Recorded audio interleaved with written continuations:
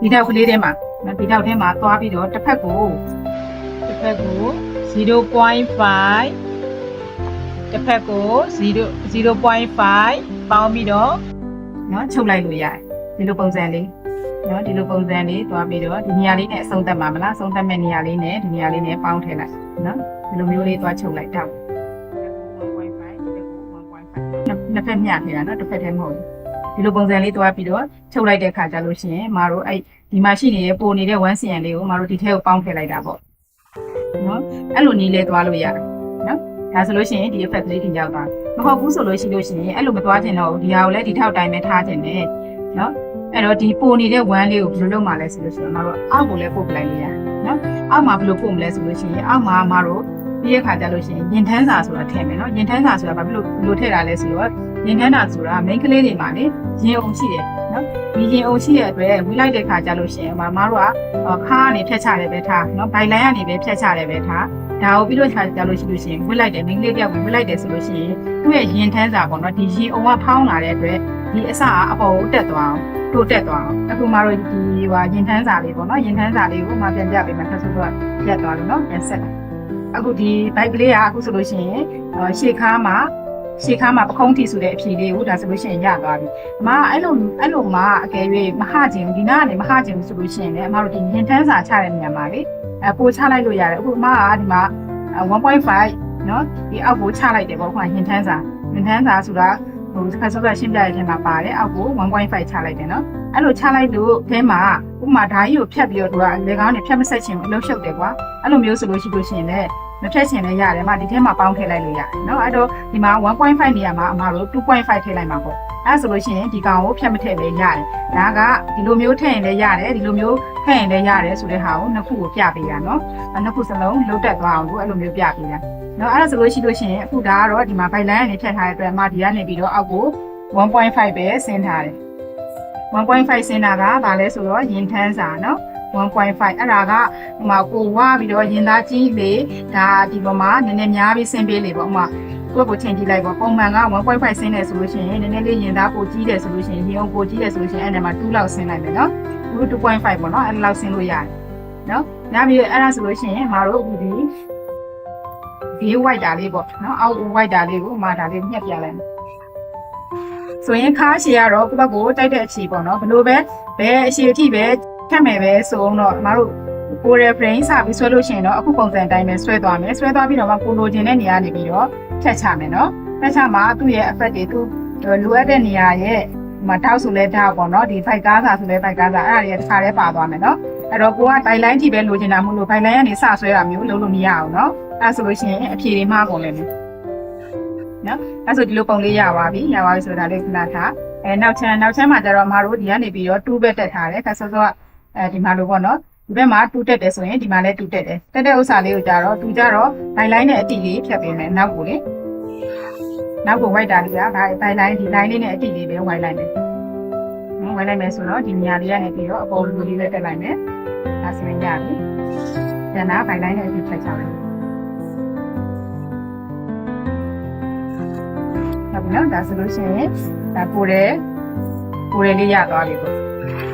ရသွားပြီဆိုတော့မှမတို့အဲ့မှာကို level ပေါက်ဘယ်လိုလေးဖောက်မှာလဲပေါ့နော်ဒီလိုပုံစံလေးရသွားပြီတောက်ကလေးလည်းကိုလိုချင်တဲ့တောက်ကိုရွှေ့လိုက်ပြီပေါ့ရွှေ့လိုက်ဒီတောက်ကလေးနဲ့ပဲထားလိုက်မယ်ပေါ့နော်ဒီကနေဒီရွှေ့လေးရတယ်ဟိုကအမပြောသလိုတက်တယ်လို့လှည့်ပြီးရွှေ့လို့ရတယ်နော်အဲ့မှာဒါကတော့ပထမအခြေခံဆိုတော့ရိုးဒါလေးကိုနောက်ကျောခွဲလေးပဲချုပ်မလားဒါမှမဟုတ်ရှေ့ခွဲလေးပဲချုပ်မလားပေါ့နော်ကြိုက်တာချုပ်လို့ရတယ်ရပြီဆိုတော့မတို့ဘာလို့မှလဲရှေ့မှာ level ပေါက်ဖောက်မယ် level ပေါက်ဘယ်လိုဖောက်မလဲဘယ်လောက်ထိဖောက်လို့ရလဲဆိုတာလေးတစ်ချက်ကြည့်ရအောင်နော်level ပေါက်တွေဖောက်တဲ့အခါမှာကိုလိုချင်တဲ့ level ပေါက်ဒီဇိုင်းမျိုးစုံရှိတယ်ဥပမာ4တောင်ယူမှာလားအဝိုင်းယူမှာလား3ကန်ပုံလေးယူမှာလားဟလားနော်အမျိုးမျိုးရှိရပေါ့ level ပေါက်ကလေးတွေကကိုတာကြီးပုံ level လေးဖောက်မှာလားပေါ့နော်ဖောက်တဲ့အခါမှာတချို့ကအရန် high ချင်တာကြိုက်တယ်တချို့ကျတော့လည်းရိုးပဲကြိုက်တယ်နော်အခုဒီမှာရှိနေတာလေးကမူရင်း level ပေါက်ဆိုတာကြတော့ဘယ်နေရာမှာသုံးပါလဲဆိုအမတို့ column တွေတွားတဲ့အခါမှာ column တက်တဲ့နေရာတွေမှာကြတော့ဒီမူရင်း level ပေါက်ကလေးကိုထည့်သုံးတယ်နော်column တွေတက်တဲ့အခါမှာရိုး level ပေါက်ကိုရိုးပဲcolumn မတက်ခိုင်းနဲ့ level လေးချဲ့ကျင်နေဆိုလို့ရှိရင်တော့ကိုကြိုက်တယ်လို့ချဲ့လို့ရတယ်ဥမာဘေးကိုဆိုလို့ရှိရင်လည်း2 cm ချဲ့မှာလား3ချဲ့မှာလားပေါ့နော်ဒီမှာအရှိကို တူးချက်မယ်ဆိုလို့ရှိရင်နောက်ကိုလည်းတူးချက်မယ်ဒီခုံးလေးကနေပေါ့နော်ဘေးကိုချက်တင်နေဆိုရင်ဒီမှာတူးချက်တယ်ဆိုလို့ရှိရင်နောက်ကိုလည်းတူးချက်မယ်ပေါ့3ချက်မယ်ဆိုလည်းနောက်ကို3ချက်မယ်ပေါ့အဲ့လိုမျိုးပုံစံချက်လို့ရတယ်ရှင်းလေပင်ကြတော့မတို့အများအဖြစ်တော့ဒီတို့မြန်မာပြည်မှာကြတော့လေပင်အရင်အဟိုက်ကြီးတွေမကြိုက်ကြဘူးပေါ့နော်ပုံမှန်လေပင်လေးတွေပဲပေါ့အရင်ဟိုက်ကြီးတွေမကြိုက်ဘူးပေါ့ဆိုလို့ရှိရင်မတို့ဒီဒါကမူရင်းလေပင်ပေါက်လေးအဲ့ရနေမှာကို customer ရဲ့အကြိုက်ကိုကြိုက်ပေါ့နော်အဲ့မှာကို2စီယန်ချမှာလား3စီယန်ချမှာလားပေါ့ဒါအိမကျဲခြင်းဘူးဆိုလို့ရှိရင်တော့အမတို့နော်အောက်ကို3စီယန်ချမယ်ဒီကို2စီယန်ချက်မယ်အဲ့လောက်ဆိုလို့ရှိရင်တော့ဒါပုံမှန်လေပင်လေးရတယ်ဒါမှမဟုတ်အောက်ကိုကြိုက်တယ်လို့ပေါ့နော်5လောက်ထိချက်ခြင်းတယ်နော်5လောက်ထိဆိုတော့ဒီမူရင်းလေပင်ကနေ5လောက်ထိချက်မယ်ဆိုလို့ရှိရင်ဒီလိုလေးချက်လိုက်တယ်ပေါ့အမပထမဆုံးလုပ်ပြမယ်နော်အဲ့မှာလေပင်လေးတွေကတ်အောင်ပေါ့ဘယ်လိုလုပ်မလဲတောက်လေးတွေဘယ်လိုစားလဲဆိုတာလေးကိုပြခင်လို့နော်ဆိုရင်5လောက်တွေကိုချက်မယ်ဆိုလို့ရှိရင်ဒီလို line လေးဆွဲထားလိုက်တယ်ဒီအခါဘေးကို2စီယန်ချက်မယ်ဆိုလို့ရှိရင်2စီယန်ဘေးကိုချက်မယ်ပေါ့အဲ့လိုမျိုး line လေးပေးထားလိုက်ရှင်နော်ပေးထားပြီးတဲ့ခါကျရင်ဒါလေးကိုဥပမာ4တောင်လေးလုံးမှာလားဒါမှမဟုတ်ရင်10ပြားစီလေပင်ပုံလေးလုံးမှာလားနော်တစ်ခုခုလုပ်လို့ရတယ်ပထမဦးဆုံးဒါလေးကိုမတို့ဒီနားလေးတောင်လေးကိုဝိုင်းလိုက်ပါအောင်လေ10ပြားစီလေပင်ပုံလေးလုပ်ကြည့်ရအောင်နော်ဆိုရင်ဒီလိုလေးလုပ်လိုက်လုပ်ပြီးတဲ့ခါကျလို့ရှိရင်မတို့ဒီလေပင်ကိုဖောက်မယ်ချုပ်မယ်ဒီတိုင်းချုပ်လိုက်လို့ရှိလို့ရှိရင်မတို့ခြေခွဲပဲဖြစ်ဖြစ်သူ့ကိုနောက်ခွဲပဲဖြစ်ဖြစ်တိုက်တဲ့အဖွဲခွဲအဲ့မှာလေပင်ဟလိုက်နော်ပုံမှန်လေပင်ဒီတိုင်းဖောက်မယ်ဆိုလို့ရှိရင်ဟမယ်အဲ့တော့မဟအောင်မတို့ထောက်စားမယ်ထောက်စားမယ်ဆိုလို့စားကြမယ်ဆိုလို့ရှိရင်ဒီမှာချိန်နော်ထောက်စားမယ်ဆိုလို့ရှိရင်ပင်မအုပ်ဆုံးမတို့ကအရာလေးပဲပေးထားလိုက်မယ်နော်လေပင်ကိုဖောက်မချနဲ့အောင်ဖောက်မချခင်မှာမတို့ထောက်စားလိုက်မယ်စားမယ်ဆိုလို့ရှိရင်ဒီရင်ထိတ်ကလေးလေတောက်ကိုပဲစားရင်ထိတ်ကိုဥတည်မယ်နော်ရင်ထိတ်ကိုစင်တာထားမယ်သူရင်ထိတ်ကလေးဖောင်းလာမယ်အဲ့ဒီကိုသွားမှာပေါ့နော်အဲ့တော့ဒီရင်ထိတ်ကိုမတို့ကဒီလိုတက်တက်လေးနော်ဒီလေပင်ထိတ်ကလေးနဲ့ဒီလိုတက်တက်လေးဆွဲလိုက်ပြီးရင်အဲ့ဒီမှာ1ဒါမှမဟုတ်1.5နော်အခုတော့1 cm ပဲမစားကြည့်တော့နော်1 cm လောက်မစားလိုက်မယ်စားလိုက်မယ်ဆိုရင်ရှေ့မှာ1 cm ထားပြီးတဲ့ခါကျရင်ဒါလေးကိုပြန်ပြီးတော့ဒီလောက်5လောက်ပဲဆင်းနေဆိုရင်1 cm လောက်ပဲစားလို့ရတယ်နော်ဒီလိုပုံစံလေးနော်အဲ့လိုပုံစံလေးရပြီဆိုတော့မှမတို့ကအဲ့ဒါလေးကိုထောက်စားမယ်နော်လက်ချလိုက်လက်ချပြီးတဲ့ခါကျရင်ဒါလေးကိုပြန်ပိတ်မယ်ဒီလိုလေးပိတ်လိုက်မယ်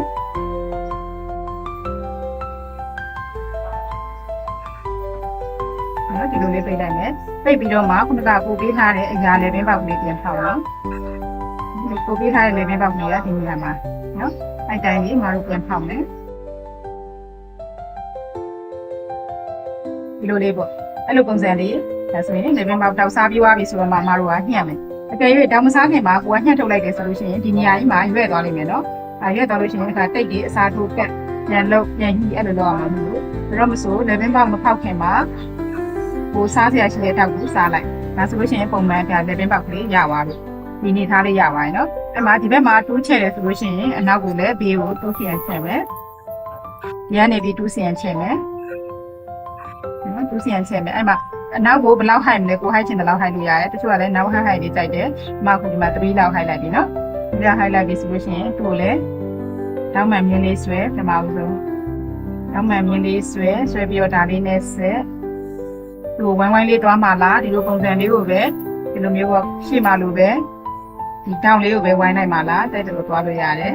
်နော်တွားပြီးတဲ့ခါကျလို့ရှိရင်အဲ့မှာလည်းသူကအနောက်ကလေးကိုလည်းအကယ်၍နောက်မှာမဖောင်းခြင်းဘူးမထောင်ခြင်းဘူးဆိုရင်ကိုကနည်းနည်းလေးလက်ကျင်လေးရှေ့ကိုနည်းနည်းကုန်းတဲ့လူဖြစ်တယ်နည်းနည်းလေးဒီမှာ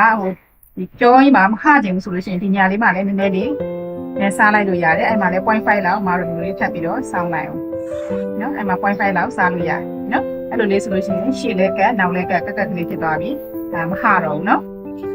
်ဒါလက်ပြင်ကုန်းတဲ့လူတွေပါဒီမှာပေါ့နော်ပုံမှန်မှာဆိုလို့ရှိရင်လည်းဒီနောက် level height ဒီလိုချလိုက်တယ်ဆိုလို့ရှိရင်တော့စားပေးရမယ်နော်လက်ပြင်ကုန်းလေးအဲ့ဒါစားပေးဖို့လိုတယ်နော်ဒီလိုလေးထိုင်လိုက်ပြီးဒီအခါကျရင်ဒါလေးကိုလိုက်ပြန်လေး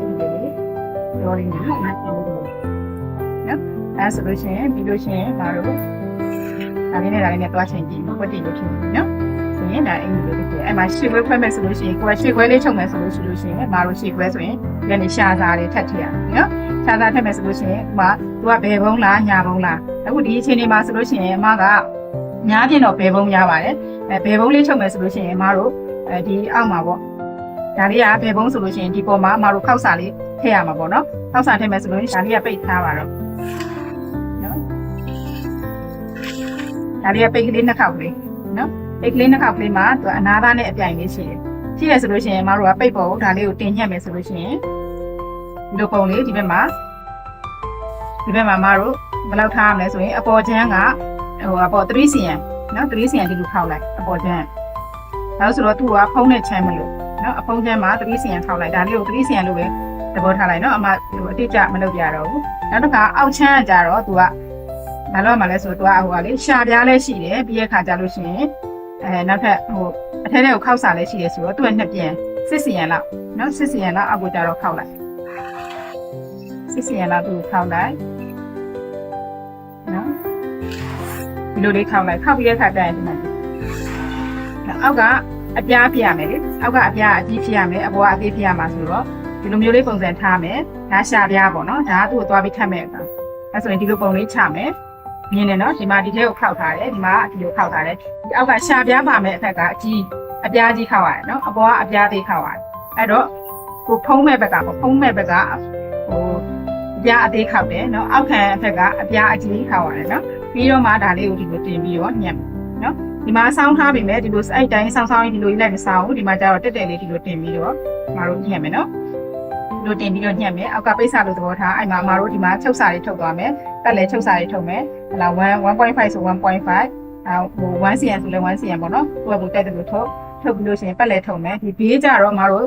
ပုံမှန်ပဲနော်3 cm ပုံမှန်ထားမယ်ဘေးလိုက်မှာဆိုလို့ရှိရင်မတို့ချုပ်စာ3 cm ပုံမှန်ထားမယ်အောက်မှာဆိုရင်ခောက်စာ2 cm ထားမယ်နော်2 cm ထားပြီးတော့ဓာတ်ဆက်လိုက်ပြီးခောက်မယ်အဲ့လိုပုံစံမျိုးနဲ့မတို့ပိတ်ပေါ်မှာညှက်သွားမယ်နော်ဒါကရှေ့ခွဲကိုပြတယ်နောက်ချမ်းမှာကြတော့သူကခောက်လို့မရဘူးနောက်ချမ်းမှာကြတော့နော်နည်းနည်းလေး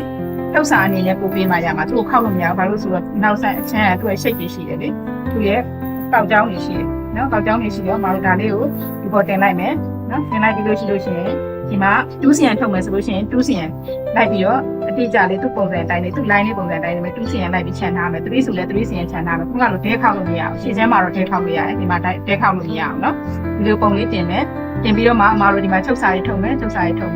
ပတ်လေချုပ်စာထုတ်ဘေးကို3 cm ထုတ်အောက်ကို2 cm ထုတ်မယ်ထုတ်ပြီးအမတို့ညှက်မယ်ညှက်ပြီးတော့မှဒီတောင်တိုင်းလေးတွေကိုအမတို့လှိမ့်ဆူးလေးနဲ့လှိမ့်မယ်ပြီးတဲ့ခါကျရင်ပြီးရင်ဒီမှာချုပ်စာခြံထားပြီးတော့ဒီ line လေးနဲ့ပေါ့နော်ဒီ pattern ရဲ့ line လေးပေါ့ဒီ line လေးပုံမှာအမတို့အောက်ကမှင်ကန်လေးခံပြီးတော့ဆူလှိမ့်ဆူးလေးတွေလှိမ့်မယ်လှိမ့်ဆူးလေးတွေလှိမ့်မယ်နော်ဒီလိုလေးလှိမ့်မယ်ပတ်လေလှိမ့်ပြီးတော့မှချုပ်တဲ့ခါကျတော့ဒီလှိမ့်ဆူးရဲ့အတိုင်းလေးပေါ့နော်အပေါက်ရအတိုင်းလေးတွေလှိမ့်ဆူးအတိုင်းလေးတွေအမတို့ချုပ်သွားမယ်ဒါဆိုလို့ရှိရင်ထွက်လာတဲ့ခါကျအင်ကြီးကဒီပုံစံဒီပတန်ရဲ့ပုံစံတိုင်းကွက်တီလေးထွက်လာမယ်ပြီးတော့မှအမတို့ဘေးမှာကျတော့သူ့ရဲ့တိစားရှိမယ်နော်အဲဆိုလို့ရှိရင်ဒါအိတ်တစ်ထဲဘယ်လိုချုပ်ရလဲဆိုတဲ့ဟာသိသွားပြီနော်ဟုတ်ပြီအဲဆိုလို့ရှိရင်အမတို့ဒီနေ့ကိုရဲပတန် frame အပိုင်းနှစ်ပေါ့နော်အပိုင်းနှစ်ဘယ်လိုအင်ကြီးချုပ်ကြမလဲတောက်တွေဘယ်လိုကစားမလဲဆိုတဲ့ပုံစံလေးရသွားမယ်ထင်တယ်အမဒါဆိုလို့ရှိရင်ဒီလောက်နဲ့ပဲဒီနေရာမှာရက်မယ်နော်နောက် file တွေမှာပြန်တွေ့ကြမယ်ရှေ့မှာလက်တွေဘယ်လိုနော်ပတန်ဆွဲမလဲဆိုတဲ့ဥစ္စာလေးကိုလာမယ်နော်โอเคပါ